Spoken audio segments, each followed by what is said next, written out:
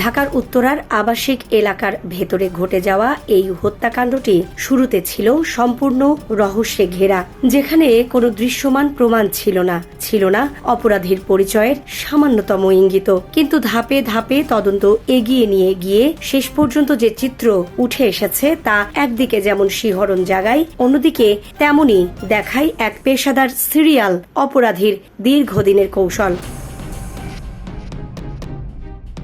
ঘটনার সূত্রপাত 14 ফেব্রুয়ারি। ওই দিন এক অজ্ঞাত পরিচয় নারী উত্তরার 7 নম্বর সেক্টরের একটি বাসায় গৃহকর্মী হিসাবে কাজ নেন। কেয়ারটেকারের কাছে নিজের নাম বলেন মমতাজ, আর বাসার সদস্যদের কাছে পরিচয় দেন মারুফা। মাসিক 5,000 টাকা বেতনে কাজ শুরু করেন তিনি। জাতীয় পরিচয়পত্র পরে দেবেন বলে আশ্বাস দিলেও সেটি আর কখনোই দেয়া হয়নি, যা পরে গিয়ে সন্দেহের একটি গুরুত্বপূর্ণ দিক হয়ে দাঁড়ায়।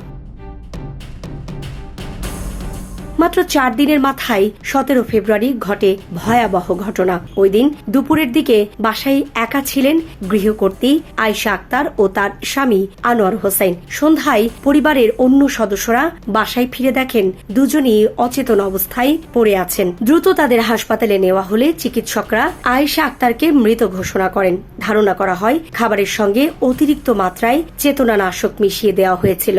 আনোয়ার হোসেন বেঁচে গেলেও গুরুতর অসুস্থ হয়ে পড়েন।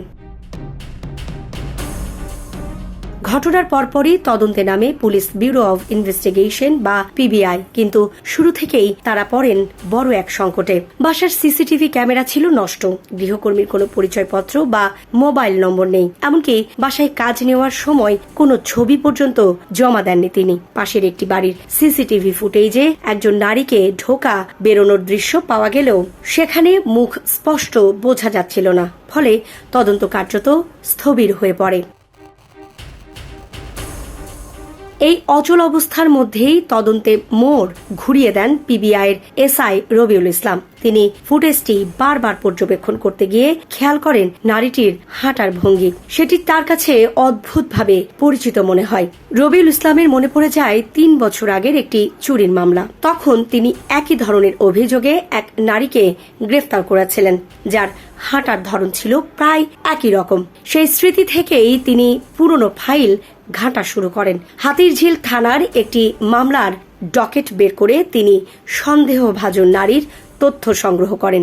পাশাপাশি গুগল ড্রাইভে সংরক্ষিত পুরনো ছবি মিলিয়ে দেখেন। ধীরে ধীরে পরিষ্কার হতে থাকে ছবিটি। এই মারুফা আসলে বিলকিস বেগম, যিনি বিভিন্ন সময় ভিন্ন ভিন্ন নামে ঢাকার বিভিন্ন বাসায় গৃহকর্মী সেজে ঢুকতেন। তার পরিচিত ছদ্মনামগুলোর মধ্যে রয়েছে নূরজাহান, কনা, মমতাজ ইত্যাদি।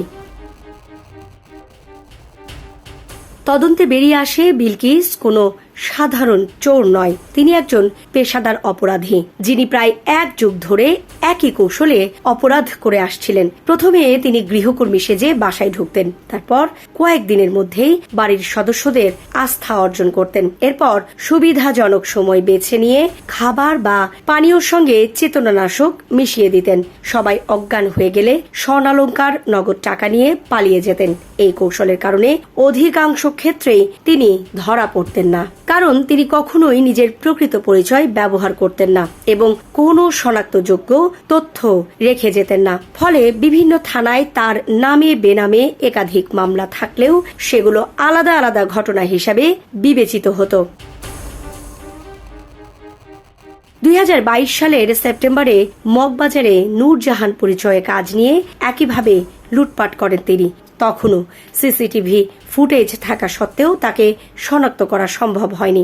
পরে মামলাটি পুনঃ তদন্তে গেলে এসআই রবিউল ইসলাম একই ধরনের 5টি ঘটনার মধ্যে মিল খুঁজে পান। কোথাও আসামির নাম কনা, কোথাও মারুফা, কোথাও নূরজাহান, কিন্তু কৌশল একই।